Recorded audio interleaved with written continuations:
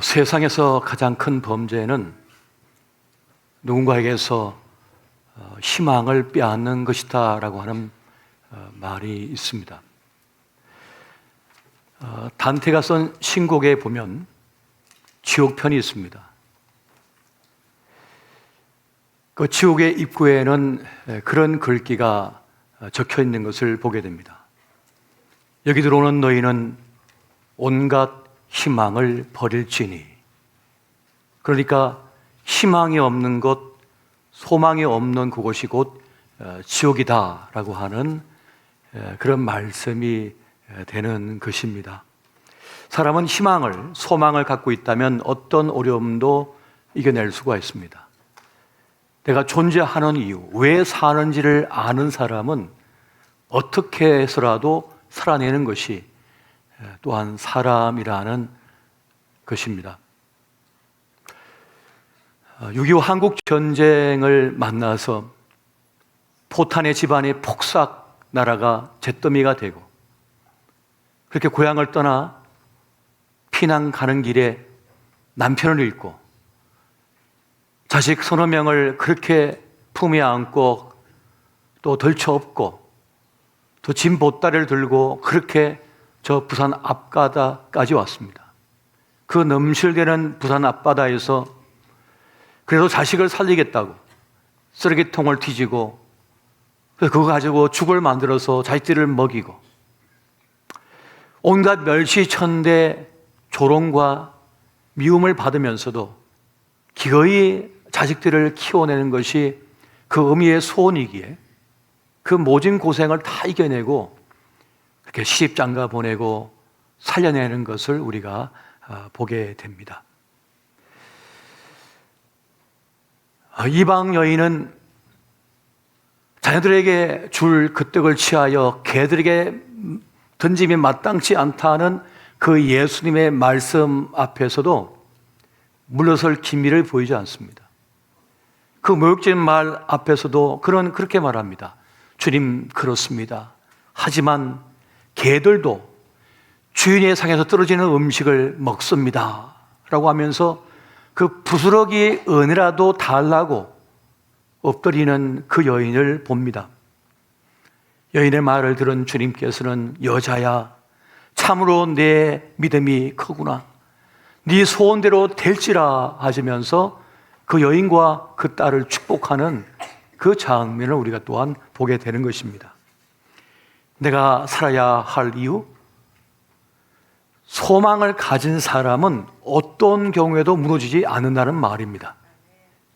그렇기 때문에 사람이 사람에게 행할 수 있는 가장 큰 죄악은 바로 그 소망을 빼앗아 버리는 것, 바로 그것이라는 사실입니다. 그렇게 우리 인생의 최대 위기는 돈 없음이 아닙니다. 직장 없음이 아닙니다. 건강이 없음이 아닙니다. 사람 없음이 아닙니다. 바로 소망을 잃은 상태, 희망을 잃어버린 그 자리가 바로 가장 인생의 최대 위기가 되고 있다는 그 말씀인 것입니다. 지금 이스라엘과 하마스의 전쟁 속에 가자 지구는 잿더미가 되었습니다. 팔레스타인 사람 사망자가 벌써 2만 명을 넘어섰다고 보도되고 있습니다. 그 무너진 건물 더미에서 한 어린 소녀가 울부짖으며 소리칩니다. 저는 학교 선생님이 되고 싶어서요. 제 꿈은 학교 선생님이에요. 그런데 학교 건물이 다 사라져 버렸어요. 저는 이제 어떻게 해야 할까요? 저는 희망이 없어요. 그렇게 부르짖는 그 아이의 모습을 보면서 도대체 누가 이 아이의 꿈을 앗아갔는가, 그 소망을 빼앗아갔는가 하는 생각을 가지게 됩니다. 유사 이래 지구촌에 전쟁이 없던 시기는 없었습니다. 늘 전쟁이 있어 왔습니다. 오늘 본문의 말씀인 예레미야 애가는 전쟁의 참상이 무엇인지 고스란히 담아 우리에게 들려주고 있습니다. 바벨론 왕 느부갓네살은 예루살렘을 점령하여 불태워버립니다. 다 잿더미가 되게 만듭니다. 그리고 도망가던 시드기야 왕을 잡아서 무릎 꿇리고 그 앞에서 아들들이 죽는 모습을 보게 합니다. 그리고는 이어서 두 눈을 뽑아버립니다. 그리고는 발가벗겨서 쇠사슬로 묶습니다. 그리고 맨발로 바벨론으로 끌고 갑니다. 왕도 그러할진데 그 백성들은 얼마나 참혹한 일을 당했을까요? 예레미야에게는 이 끔찍한 참화가, 이 참혹한 결과가 어디에서 왔는지를 말해주고 있습니다. 그 모든 환난은 하나님의 부재에 있다라고 말을 합니다. 하나님께서 그곳에 계시지 않는다라고 말씀합니다. 근데 그것은 하나님이 떠나신 것이 아니라 사실은 그 이스라엘 백성이 하나님을 버렸기 때문이었습니다. 하나님을 거부했기 때문이었습니다. 그래서 하나님의 부재가 생겼고 바벨론의 침공을 받았다는 것입니다. 하나님과 맺은 언약을 헌시장처럼 던져버리고 그렇게 하나님을 거절했던 그들에게 일어난 결과였던 것입니다. 예레미야가 1장 8절과 9절 말씀 보면 이렇게 말씀을 하고 있습니다. 예루살렘이 그의 범죄함으로 조소거리가 되었으니 전에 그에게 영광을 돌리던 모든 사람이 그의 벗었음을 보고 업신여김이요 그는 탄식하며 물러가는 도다. 그의 더러운 것이 그의 옷깃에 묻어 있으나 그의 나중을 생각하지 아니하며 그러므로 놀랍도록 낮아져도 그를 위로할 자가 없도다. 여호와여, 원수가 스스로 큰 체하오니 나의 환난을 감찰하소서. 죄가 나를 적시고 있어요. 그 죄가 내 옷깃을 적셔도 나중 생각을 하지 않으며 예배를 우습게 여기고 하나님의 이름을 버리며 그렇게 하나님을 떠나보냈던 그들이 이제는 바벨론의 그 말 발굽 아래 짓밟히고 처참한 지경이 되었지만은 누구도 그를 위로할 자가 없다는 것입니다. 도리어 조롱거리가 되었다고 그렇게 말씀하고 있다는 것입니다. 예레미야는 이 사무치는 슬픔을 또한 이렇게 말씀합니다.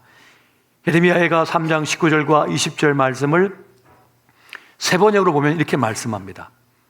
내가 겪은 그 고통, 쏜 쑥과 썰개즙 같은 그 고난을 잊지 못한다. 잠시도 잊을 수 없으므로 울적한 마음을 가눌 길이 없다.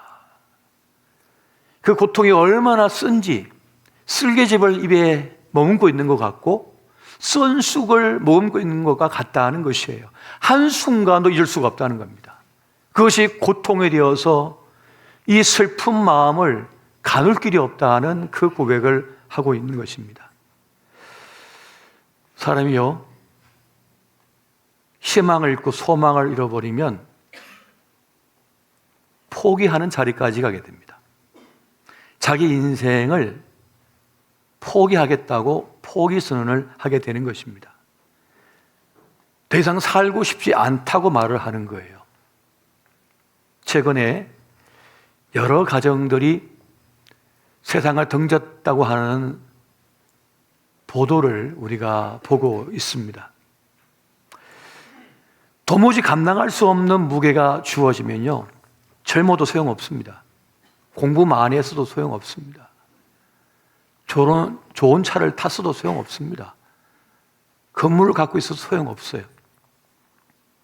도무지 감당할 수 없는 자기 인생의 무게를 맞닥뜨리게 되면 소망을 잃어버립니다. 그리고 포기 선언을 하게 되는 것입니다.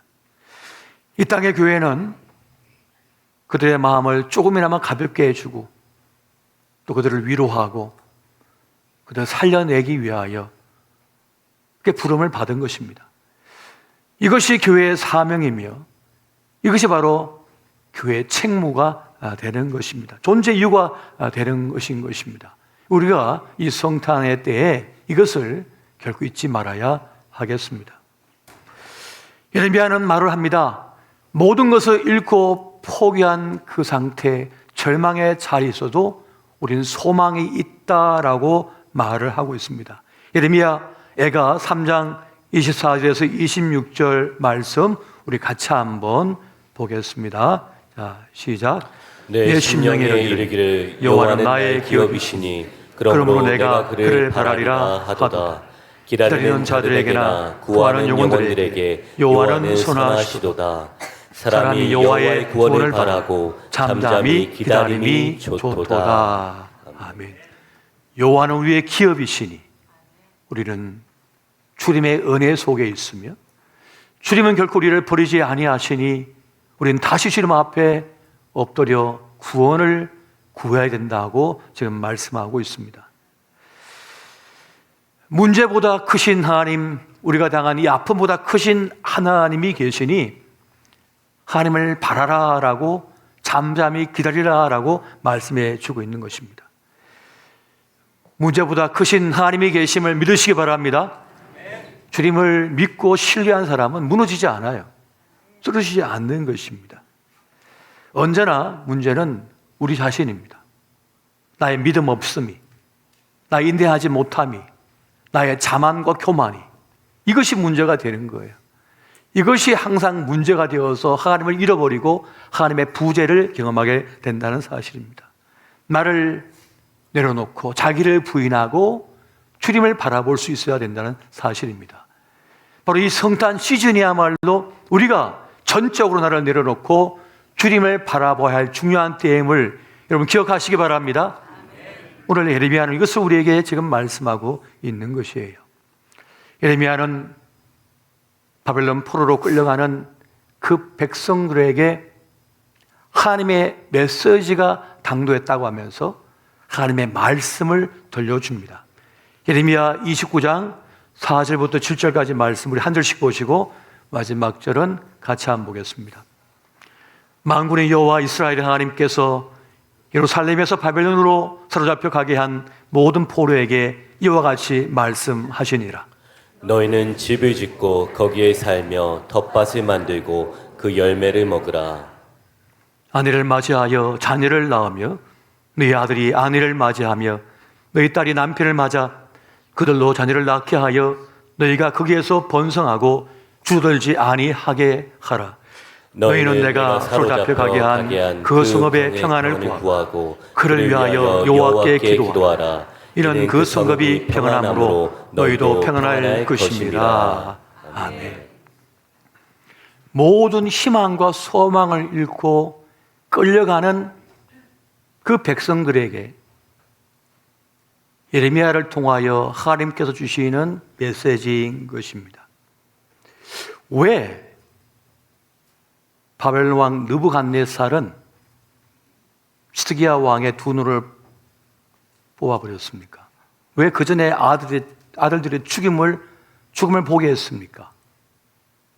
왜 쇠사슬로 꽁꽁 묶고 맨발로 끌고 갔습니까?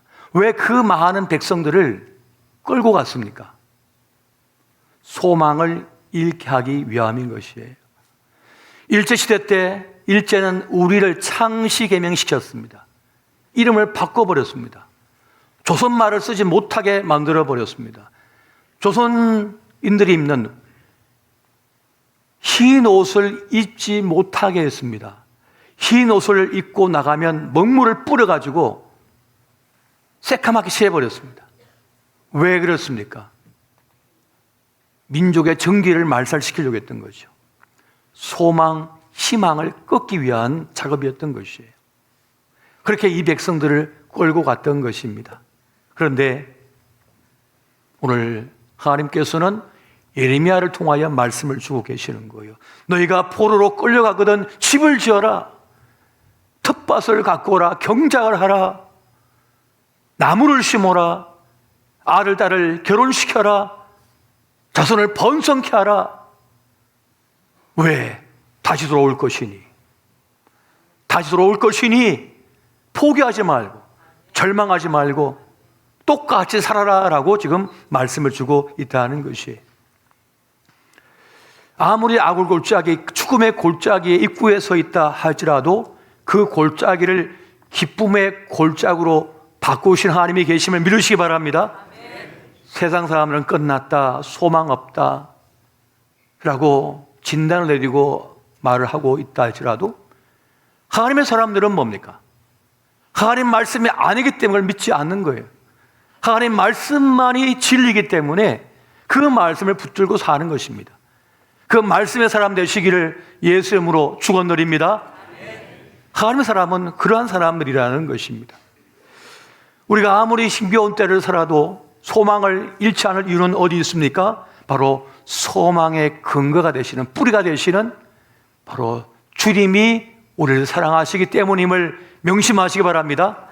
주님은 우리에게 은혜를 베푸신 분이시고 임마누엘로 함께하여 주시는 분이시에요. 임마누엘의 주님이십니다. 하늘 보좌 버리시고 이 땅에 내려오셔서 낮고 비천한 자리 말구에 오셨습니다. 그리고 인간의 몸을 입으셨습니다. 그리고 우리의 모든 죄를 짊어지시고 십자가의 길로 나아가셨습니다. 호산나 다윗 자손이여 라고 외쳤던 이들이 십자가에 못 박으라, 십자가에 못 박으라 하고 가룟 유다가 은 30냥의 예수님을 팔아버리고 제 아들은 다 도망갔지만은 주님은 끝끝내 우리를 포기하지 아니하시고 임마누엘로 십자가 위에 오르사 우리의 모든 죄를 짊어지시고 죽으셨던 것입니다. 그렇다면 여러분, 주님은 임마누엘을 지키셨는데 우리의 임마누엘은 어떻습니까? 나 알아주지 않는다고, 나에게 좋은 말 하지 않는다고, 나에게 칭찬 안 해준다고, 나를 아껴주지 않는다고, 조금만 마음이 상하면 교회를 떠나버립니다. 직분을 그냥 포기해버립니다. 내 기분 조금 상하겠다고. 어떤 일은 박수 쳐줄 때까지만 일하고, 어떤 일은 조금 칭찬해 줄 때까지만 일하고, 조금만 싫어서라도 그냥 포기해버려요. 도대체 우리의 임마누엘은 어디 있는 것입니까? 도대체 우리의 임마누엘은 무엇입니까? 주님은 모진 고난 다 당하시고 침뱉음을 당하시고 뺨을 맞으시고 발가벗기우시고 십자가에 매달려 물과 피를 다 쏟아지면서까지 임마누엘로 하셨는데 우리의 임마누엘은 도대체 어디 있는 것입니까? 조금만 거리가 멀어도, 조금 날씨가 나빠도, 조금만 불편해도, 조금만 마음이 상해도 그냥 다 갖다 버리고 포기해버리는 이것이 도대체 무슨 임마누엘입니까? 오늘 이스라엘이 이렇게 참혹한 결과를 얻은 이유가 어디 있는 것입니까? 하나님을 잃었기 때문인 것입니다. 언약을 팽개쳤기 때문에 그런 것입니다. 저는 언약을, 약속을 정말 중요하게 여깁니다. 서약을 했으면 그냥 목숨을 버려야 된다라고 생각을 해요. 오늘 우리의 직분자들 하나님 앞에 손을 들고 서야겠다면 목숨을 걸어야 되는 것이에요. 직분의 사명을 다해야 되는 것입니다. 오늘 이것이 없기 때문에 이 땅의 교회가 이렇게 무너지고 있는 것 아니겠어요? 주님은 어떤 분이십니까? 임마누엘로 오셔서 자기의 모든 것을 쏟아주시고 희생시킨 분이셨습니다. 그래서 주님은 우리의 소망이 되시고 그래서 주님은 우리를 사랑하신다는 거예요. 그 사랑이, 그 은혜가 있기 때문에 우리가 살 수가 있는 것입니다. 주님은 우리의 슬픔의 옷, 재앙의 옷을 벗기시고 영광의 아름다운 옷을 입혀주시는 분이심을 믿으시기 바랍니다. 주님은 그런 분이십니다. 우리의 더러워진 옷을 벗겨버리시고 새 옷을 입혀주세요. 그것이 우리 어머니 아닙니까? 우리 부모의 사랑이 아닙니까? 지금 어둠의 깊은 밤을 만났고 어둠의 터널을 지나고 깊은 강에 잠겼 어떤 소리도 들리지 않고 어떤 희망도 보이지 않지만은 나보다 나를 더 잘 아시고 나를 아끼시고 사랑하시는 주님께서 나를 향한 뜻과 계획을 갖고 계심을 여러분 믿으시기 바랍니다. 여러분, 자식을 살리기 위해서는 부모는 무능할 수가 없는 것입니다. 자기 뼈를 다 갈아 넣어서라도 자식을 살리고자 하는 것이 부모인 것이에요. 우리가 지금 존재한 이유가 여기 있는 겁니다. 여기 있는 것이에요. 여러분, 살다 보면 어려움을 당합니다. 아픔을 경험합니다. 하지만은 주님이 계시기에 우린 버틸 수가 있는 것이고 내일을 기대할 수가 있는 것입니다. 자크 엘률이라고 하는 신학자가 있습니다. 그가 그런 말을 합니다. 희망은 기본적으로 기만이다 라고 하는 말을 이 자크 엘률이 해요. 그러면서 희망과 소망은 구분되어야 한다고 말씀을 합니다. 희망은 그저 희망일 뿐이고 결코 사람들의 기대를 충족시켜 주지 못한다. 반면 소망은 하나님으로부터 나오는 것이며 그것이 사람을 살린다라고 말하는 장면을 보게 됩니다. 그러니까 희망과 소망이 다른 거라는 거예요. 희망은 우리가 꿈꾸고 생각하는 것이지만은 소망은 무엇인가? 하나님께서 약속하신 것을 주시는 것을 말하는 것입니다. 그래서 그리스도 예수의 사람은 어떤 사람입니까? 소망을 가진 사람이라는 것입니다. 소망의 사람이 되시기 바랍니다. 그 소망은 누가 주시는 겁니까? 주님께서 주시는 것입니다. 원래 나에겐 없었어요. 나에겐 없었던 거예요. 나에게는 없는 것입니다. 그런데 그 소망을 주님께서 주신다는 거예요. 로마서 15장 12절 13절 말씀을 우리 같이 한번 보시겠습니다. 자, 시작. 또 이사야가 이르되 이새의 뿌리 곧 열방을 다스리기 위하여 일어나시는 이가 있으리니 열방이 그에게 소망을 두리라 하셨느니라. 소망의 하나님이 모든 기쁨과 평강을 믿음 안에서 너에게 충만하게 하사 성령의 능력으로 소망에 넘치게 하시기를 원하노라. 아멘. 소망의 하나님께서 나에게 없던 기쁨이었는데 기쁨을 부어주시고 평강이 없었는데 평강을 부어주시고 성령의 능력으로 소망을 충만케 하신다는 이 말씀을 주고 있는 것입니다. 그래서 우리가 주님을 소망할 수 있다는 것을 말씀하고 있는 것입니다. 여러분, 소망의 하나님을 믿는 사람은 끊을 것을 끊어버립니다. 버릴 것을 버리고 내려놓을 것을 잃을 수가 있어요. 가감히 내려놓습니다. 떠나보낼 것을 떠나보내버립니다. 왜요? 소망의 주님께서 더 좋은 것을 주실 줄 믿기 때문에, 더 나은 것을 주실 줄 믿기 때문에 떠나보내는 거예요. 그것이 사람이든지, 그것이 아픈 상처든지, 지난 과거의 문제든지, 그걸 떠나보내는 것입니다. 어떤 일은 투자를 했다가 투자금은커녕 몇 배의 손실을 보면서 절망과 아픔 속에, 분노 속에 사는 이들이 있습니다. 배신당한 아픔 속에 절망하고 아파하는 이들이 있습니다. 어떤 일은 그렇게 애써 수고한 것이었는데 평생 모은 것을 사기당하여 다 잃어버린 경우가 있어요. 그러면 모든 걸 잃어버린 고통과 아픔 속에 사람은 숨을 쉴 수가 없어요. 그런데 소망의 하나님 믿는 사람은 어떻습니까? 그것조차도 주님께 맡겨버리고 저 흐르는 강에 떠나보내는 것입니다. 소망의 주님이 나에게 계시니 주님께서 나를 새롭게 하실 것이다.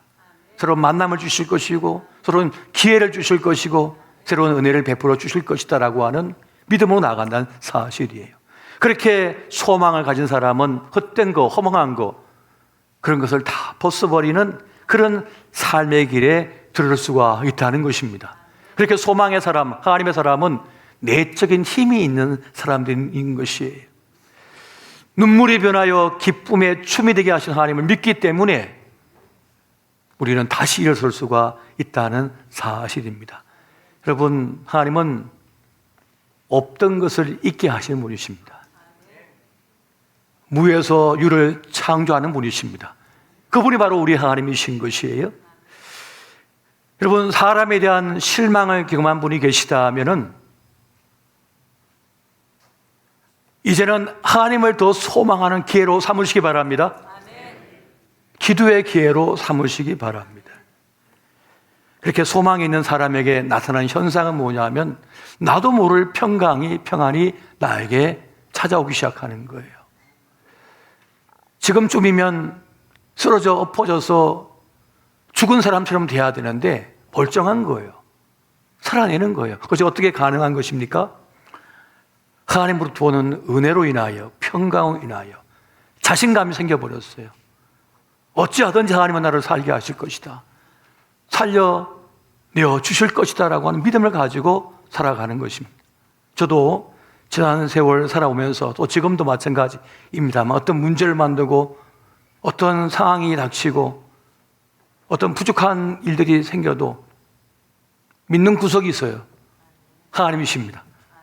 하나님에 대한 믿는 구석이 있기 때문에 하나님 좀 도와주십시오, 저를 인도해 주십시오라고 믿고 그냥 나아갑니다. 그런데 참 놀랍게도 지금까지 살아오면서 그렇게 부족하고 연약해서도 뭐 크게 그거 없이 잘 살아온 것 같아요. 은혜가 있었던 것 같습니다. 사도 바울은 그런 말을 하지 않습니까? 내가 약할 그때에 도리어 강함이라. 왜 강함이 됩니까? 나이가 망쳐놓은 거, 내가 실수한 것, 그것에 하나님께서 채워주시니까요. 주님께서 채워주시는 거예요. 여러분, 고린도후서 12장 9절 말씀 같이 한번 보겠습니다. 고린도후서 12장 9절 같이 봅니다. 시작. 나에게 이르시기를 내 은혜가 내게 족하도다. 이는 내 능력이 약한 데서 온전하여 짐이라 하신지라. 그러므로 도리어 크게 기뻐함으로 나의 여러 약한 것들에 대하여 자랑하리니 이는 그리스도의 능력이 내게 머물게 하려 함이라. 아멘. 대부분의 사람들은 약할 때 하나님을 떠나지 않습니다. 약할 때는 도리어 주님을 꽉 붙잡아요. 그럼 언제 주님을 떠납니까? 건강할 때, 똑똑하다고 느낄 때, 나 잘났다고 느낄 때, 돈이 잘 벌려질 때, 인기가 있을 때 다 주님을 떠납니다. 내가 강할 때 주님을 떠나보내는 거예요. 주님을 잃게 되는 것입니다.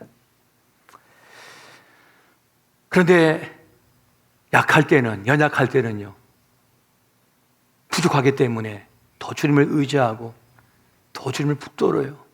그래서 일이 더 잘 되는 거예요. 더 은혜가 있는 거예요. 부모 되신 하나님께서 보실 때 알고, 야가 얘가 부족하구나, 그럼 내가 사람 붙여줘야지 하고 붙여줍니다. 알고 얘가 지혜가 부족하구나, 그러면 또 지혜를 부어주시는 거예요. 은혜 주셔요. 근데 똑똑해갖고 다 잘나가지고 나 하나님 필요 없어 하는 사람이, 그럼 가 살아봐라 혼자. 그러나 떠나진 않지만 그렇게 해서 보고 계신 거예요. 밖에서. 사람은 여러분 누구든지 늙어감에 대한 두려움이 있습니다. 나이듦에 대한 두려움이 있습니다. 이제 어린 10대 아이들이 이제 20대가 되면 이제 홀로서기를 해야 되니까 두려워요. 두렵습니다. 오랜 세월 살았고 참 그만큼 지금까지 뭐 별 큰 어려움 없이 잘 살아왔어요. 그래도 나이 들면 두렵습니다. 기억력은 쇠퇴하고 판단력은 흐려지고 눈은 침침해지고 근육은 빠져나가고. 다윗이 바로 그러했습니다. 여러분, 다윗은 사자와 곰을 맞닥뜨려서 이긴 사람입니다. 골리앗을 이긴 사람입니다. 다윗을 견줄 사람이 없었어요. 하지만 다윗도 나이가 드니까 두려움이 엄습했습니다. 그가 이렇게 말을 합니다. 시편 71편 18절을 보니까 하나님이여, 내가 늙어 백발이 될 때에도 나를 버리지 마시며 내가 주의 힘을 후대에 전하고 주의 능력을 장래 모든 사람에게 전하기까지 나를 버리지 마소서. 다윗도 나이가 드니까 사람에게 버림받고 하나님께 버림받을까 두려웠던 것입니다. 이것이 인간의 연약함인 것이죠. 전에 아무리 날고 기었어도 나이듦, 늙음 앞에서는 두려운 것입니다. 다윗조차도 그랬다는 것입니다. 하지만 우리의 썰모를 결정하는 것은 하나님이심을 여러분 기억하시기 바랍니다. 우리의 썰모를 정하신 분은 하나님이셔요. 세상은 은퇴시키고 당신 끝났다고 그래도 우리의 쓸모는 하나님께 있음을 믿으시기 바랍니다. 하나님께서는 하나님 나라의 일을 위하여 지금까지 우리를 사용해 주셨고 또 그 너머까지도 계획을 갖고 계신 거예요. 뜻을 갖고 계시는 것입니다. 하나님께 우리 쓸모가 있는 것이지 세상에 있는 것이 아닙니다. 그래서 우리에게는 소망이 있는 것이고 또 내일에 대한 기대가 있는 것입니다. 우리 자녀에 대한 쓸모도 하나님께서 결정하시는 거예요. 다른 누가 결정하는 게 아닙니다. 지금 인공지능 시대가 되어서 사람을 대체하는 기계들이 점점 많이 등장하고 있습니다. 앞으로 어떻게 될까 우리는 두려움에 휩싸일 수밖에 없습니다만은 우리 소망의 이유 되신 하나님께서 우리의 쓸모를 결정하고 계심을 믿으시기 바랍니다. 가장 필요한 곳에, 가장 적절한 곳에 나의 경험과 나의 모든 재능을 사용할 수 있는 바로 그 자리, 그 길로 주님께서 우리의 쓸모를 정하시는 분이시라는 것입니다. 여러분, 아무리 힘겹고 어려운 때를 만났더라도 주님을 기대하시기 바랍니다. 주님을 소망하시기 바랍니다. 소망의 주님께서 그렇게 우리를 이끄시고 붙잡으시고 보호하시고 형통하게 하시는 그 은혜가 우리 모두에게 함께 하시기를 예수 이름으로 축원드립니다.